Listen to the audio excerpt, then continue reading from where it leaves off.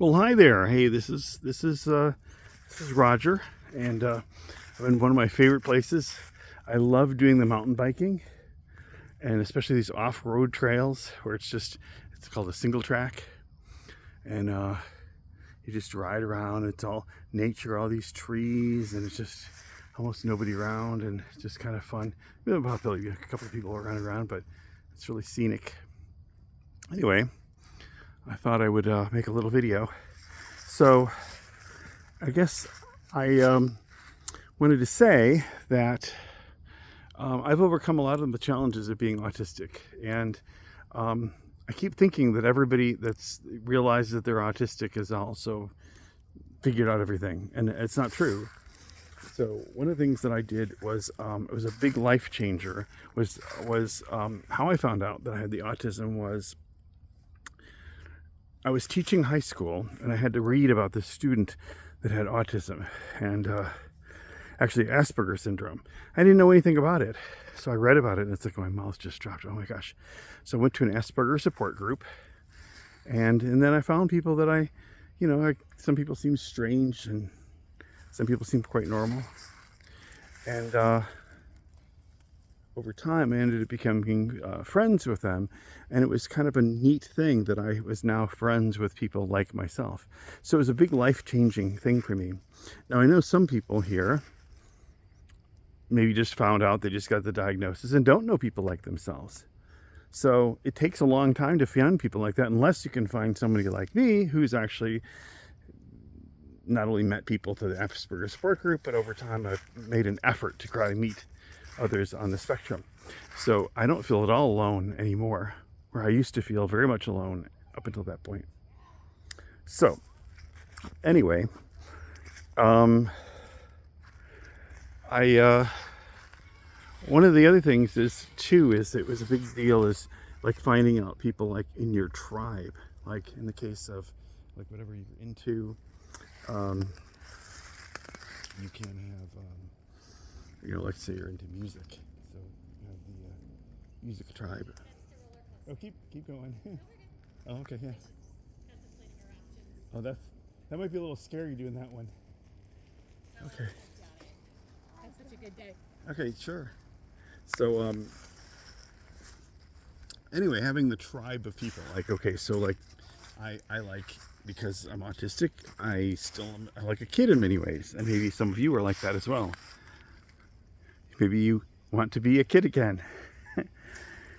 Well, anyway, can't help quote my favorite artist there.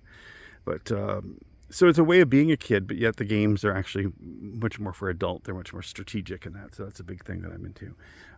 But it's not all about me. It's really about, one of the things that happened when I was in high school, before I even realized that I had the autism, was I realized that I was kind of a weird, quirky guy, and I didn't have any friends, but I could look for other weird, quirky people, and I made an effort to find them, and then I started my own little set of, friends, that were also a little bit nerdy. But the strange thing about that is I seem to also get attention of others, because I was kind of a smart, interesting guy, and eventually, even some popular kids actually did reach out to me, and it was a big thing for me that happened. But anyway, getting to the point of this, I really was kind of hoping that it was really apparent to me, about our mutual friend here, and I don't think that it's gotten to the point where she's had the opportunity to meet other people in her tribe. Now, one thing is that she has met you musicians, but maybe musicians that are like maybe more into the new age things that our friend is into now. I'm trying not to mention her name because it's not so personal to one person, but like, the transformation into more new agey people. So I'm trying to find the new agey hippie musician types. And when our friend had said that, this new age hippie, autistic person, it's like, oh my gosh, this is the perfect event. So it was so frustrating for me because I know this would be the perfect event. I've went to an event that was much larger than this. This is only going to be 20 or 30 people. I just absolutely know that this would be the great opening, you know, these awakenings that our friend has. And I know this would be a big deal, and it would just be so therapeutic.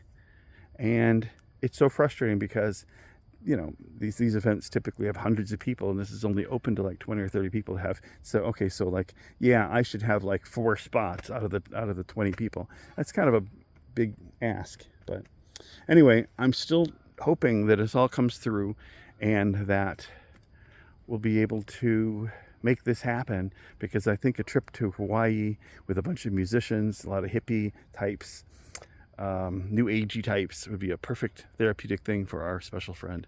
Anyway, that's what I'll have to say for right now. And another thing is, this is why I enjoy nature. You know, if you can hear the, what is that, a goose?